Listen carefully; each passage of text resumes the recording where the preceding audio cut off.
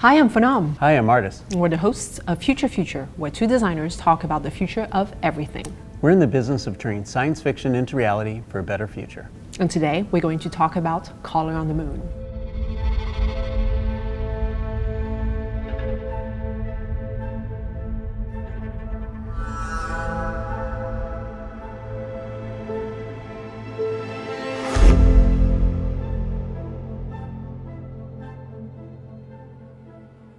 So space is in the news a lot lately, and why are we really talking about this phenomenon? Well, we're going back to the moon very soon. In 2024, NASA is sending back some astronauts to the surface of the moon. It hasn't happened since the 1970s, which is crazy, right? And in 2024, the first woman on the moon is going to happen, so yay! But what's very important is that the moon is going to be used for multiple purposes. Number one, it's going to be used for mining because there's a lot of resources that are very valuable there, like some sort of metals and oxygen and hydrogen. And all of this is going to be a great stepping point for a bigger mission that everybody has their eye on, which is going to Mars.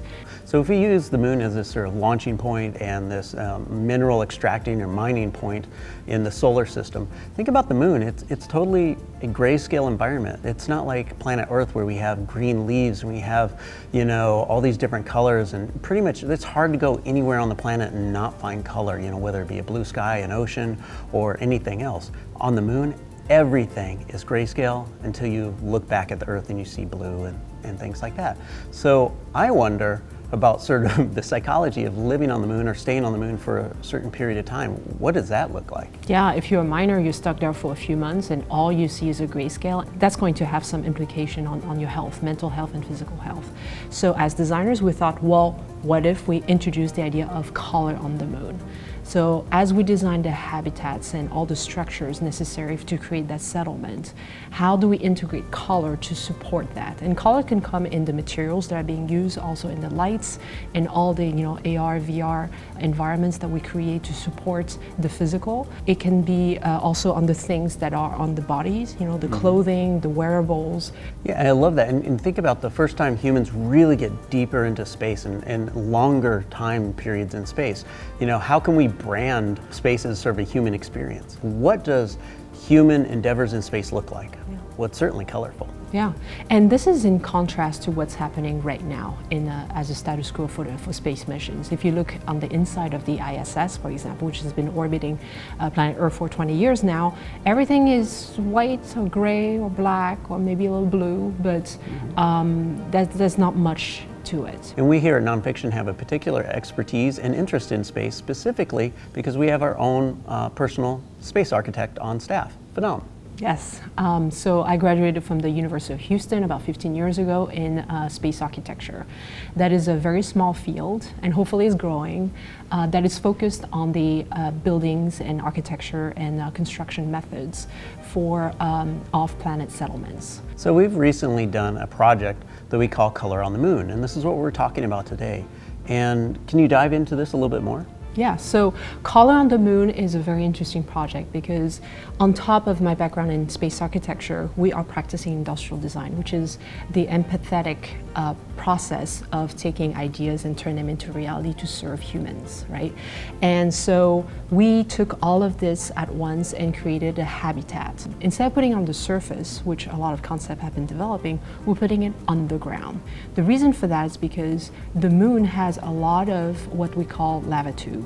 They are natural formations that are very stable in many ways. They're very stable in temperature. They're about minus 28 degrees Celsius. They are very protected from micrometeorites and radiation, which is what's hitting us on the surface, because the moon doesn't have an atmosphere. And because it's underground, it's going to be all dark, right? So all of the light and all of the constructions we're going to put underground is going to be artificial, built by us and controlled by the designers and architects that are going to work on the project. So the fun part about this is we already have part of the structure, the lava tube built. We need to just fill it out, almost like a skyscraper underground.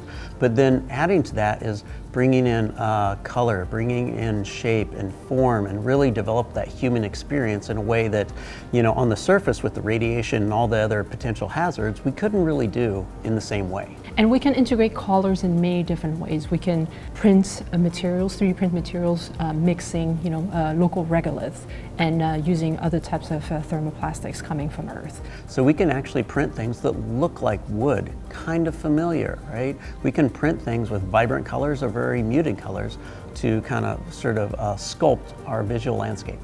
We can also, paint different types of structures. We can also do projection mapping on different surfaces to make it feel a lot bigger or more like nature. We can import materials, perhaps importing nature or having it grow one way or another on the planet, so people feel that kind of familiarity. And then we can bring in nature, as Phenom says, as a food source. So we can have plants remove carbon dioxide and input oxygen to help us breathe better and clean and filter the air. But then we can also use like mosses, which moss basically they're dead, really, dormant.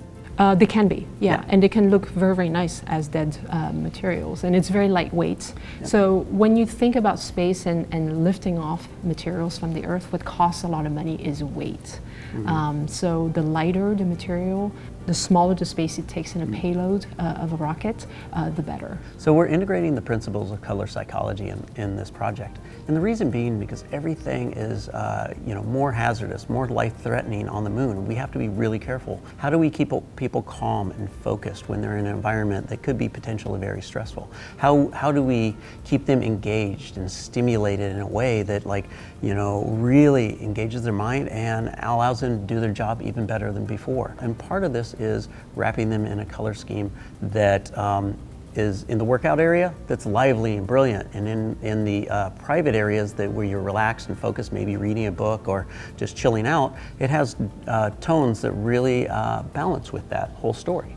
And the more we learn about this, the more we integrate more humans in these permanent settlements, the more we will have information that will refine the way we design settlements on Mars. Yeah, literally the moon is a great big sandbox for testing future projects for Mars. And what an exciting time to live now, where we're on the cusp of making humans an interplanetary species. We're going to start with the moon, and we're going to go to Mars, and who knows after that.